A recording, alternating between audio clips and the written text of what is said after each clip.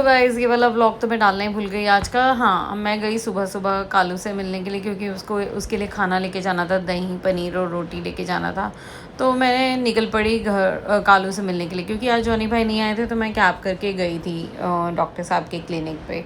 तो वही same clinic पे पहुंचने में मेरे को अप्रॉक्सीमेटली 5 to 7 मिनट्स ही लगते हैं। फिर मैं पहुंच गई क्लिनिक पे, और वहाँ पर पहले से ही, जैसे क्लिनिक पे पहुँची तो वहाँ पर पहले से ही पूजा और रोहित आए हुए थे।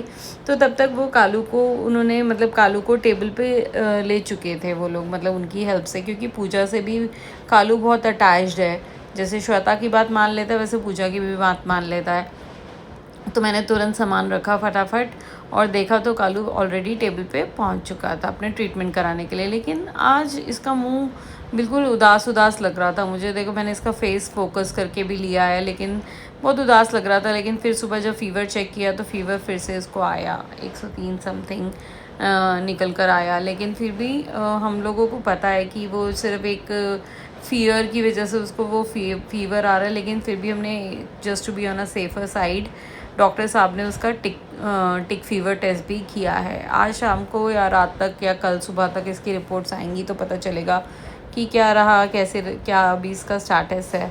तो फिर इसको ट्रीटमेंट दिया। तो जब इसको ये जो बैंडेज होती है ना, जब इसका मांस जो इतना ज़ख्म इतना ज़्यादा बढ़ा हुआ है, तो उस पर जब वो मेडिकेशन लगाते हैं, दवाई लगाते हैं, स्प्रे लगाते हैं, तो इसको बहुत दर्द होता है और ये बहुत रोता है। मैंने तो हालांकि वॉइस ओवर की वजह से इसकी वॉइस को डिम कर दिया है, इनफैक्ट ज़ीरो कर दिया है। लेकिन ये आज बहुत ज़्यादा पेन में था और बहुत रो भी रहा था। फिर उसके बाद जब इसको खाना खिला दिया, जब इसका ट्रीटमेंट हो गया, उसके बाद मैं निकल पड़ी घर के लिए, क्योंकि मेरे को फिर घर आकर भी बहुत सारे काम थे, मेरे ऑफिस का भी काम था। तो मैं घर के लिए आ गई, और घर मैं वापस आई ऑटो पे, क्योंकि आज जैसे मैं बता चुकी हूँ जॉनी भाई तो आए नहीं है। तो मैं जाते वक्त कैब से गई और आते वक्त ऑटो से आई।